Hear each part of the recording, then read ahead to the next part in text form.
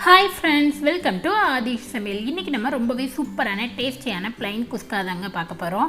இது வந்து நல்லா அவ்ளோ உதிரியா டேஸ்டா நம்ம கடையில சாப்பிடுற குஸ்கா மாதிரியே இருக்கும். ரொம்பவே சிம்பிளாவும் செஞ்சிடலாங்க. இப்போ எப்படி செய்யறது? அதுக்கு என்னென்ன பொருட்கள் தேவைன்னு பார்க்கலாமாங்க. இன்னைக்கு நான் குஸ்கா வந்து இந்த மாதிரி ஒரு கடாயில தாங்க செய்ய போறேன். உங்ககிட்ட பிரியாணி பாத்திரம் இருந்ததுன்னா நீங்க அதுல கூட செஞ்சுக்கலாம்.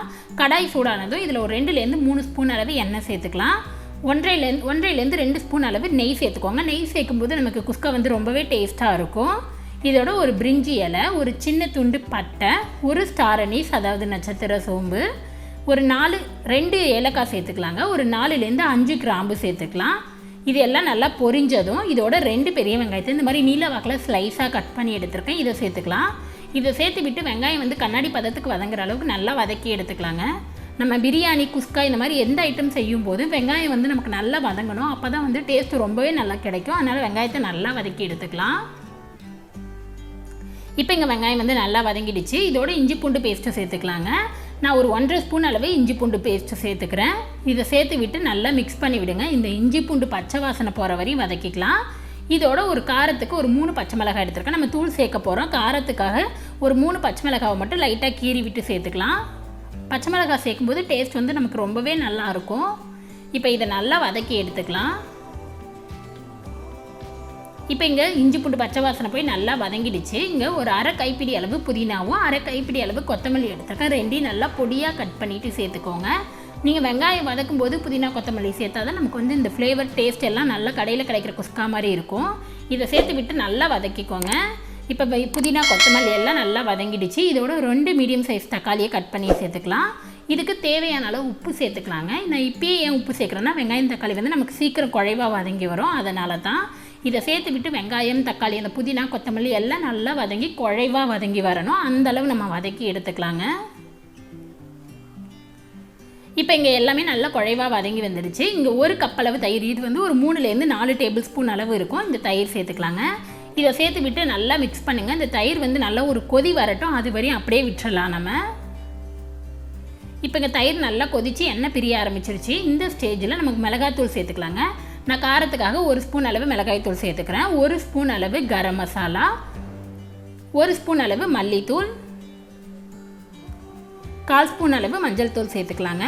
இப்போ ஆல்ரெடி நம்ம உப்பு சேர்த்துட்டோம், அதனால் நான் உப்பு சேர்க்கல. நம்ம தேவைப்பட்டால் மட்டும் சேர்த்துக்கலாம். இதை சேர்த்து விட்டு நல்லா மிக்ஸ் பண்ணுங்கள்.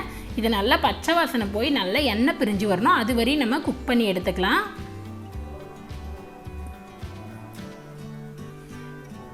இப்போ இதை ஒரு மூடி போட்டு மூடி நல்லா மீடியம் ஃப்ளேம்லேயே 5 நிமிஷம் வேக வச்சுருங்க.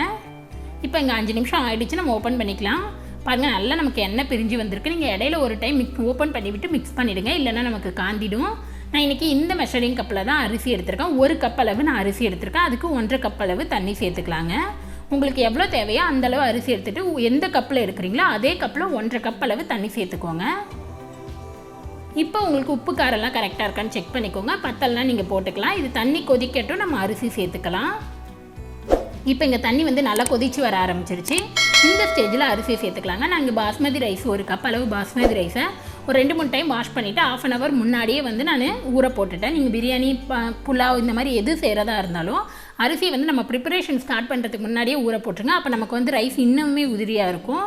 இப்போ இதை சேர்த்து விட்டு லைட்டாக ஜென்டிலாக மிக்ஸ் பண்ணி விட்டுருங்க. இது வந்து நல்லா ஒரு 5 நிமிஷம் கொதிக்கிடும். அந்த தண்ணி கொஞ்சம் சுண்டி அரிசி வந்து தெரிய ஆரம்பிக்கணும். அது அளவு வற்றலாம்.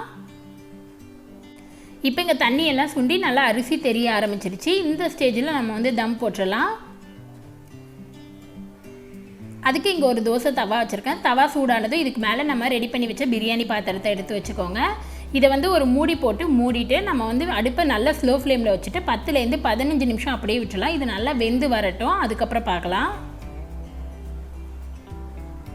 இப்போ இங்கே 15 நிமிஷம் ஆகிடுச்சு. நம்ம ஓப்பன் பண்ணிக்கலாம்.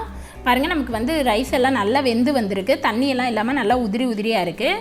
இப்போ ஃபைனலாக வந்து நல்லா பொடியாக நறுக்குனா புதினா கொஞ்சம் கொத்தமல்லி கொஞ்சம் சேர்த்து விட்டு நல்லா மிக்ஸ் பண்ணி விட்டுருங்க. இந்த ஸ்டேஜில் அடுப்பை ஆஃப் பண்ணி விட்டுறலாம். ரொம்ப போட்டு மிக்ஸ் பண்ணாதீங்க, நமக்கு வந்து அரிசி உடஞ்சிடும். ஸோ ஜென்டிலாக மிக்ஸ் பண்ணி விட்டுட்டு அடுப்பை ஆஃப் பண்ணிவிடுங்க. அவ்வளோதான், நம்மளோட குஸ்கா சூப்பராக ரெடி ஆகிடுச்சு. இது ரொம்பவே சிம்பிளாக செஞ்சிடலாம். நல்ல உதிரியான சூப்பரான பிளைன் குஸ்கா சூப்பராக ரெடி ஆகிடுச்சுங்க. கண்டிப்பாக நீங்களும் ட்ரை பண்ணி பாருங்கள். உங்களுக்கு இந்த வீடியோ பிடிச்சிருந்துச்சுன்னா லைக் பண்ணுங்கள், ஷேர் பண்ணுங்கள், கமெண்ட் பண்ணுங்கள், மறக்காமல் சப்ஸ்கிரைப் பண்ணுங்கள். கூடவே இருக்கிற பெல் பட்டனை ப்ரெஸ் பண்ணுங்கள். அப்போ தான் நான் எப்போ வீடியோ போட்டாலும் உங்களுக்கு நோட்டிஃபிகேஷன் வரும். நெக்ஸ்ட்டு ஒரு நல்ல ரெசிபியில் உங்களை பார்க்குறது வரைக்கும் பாய்.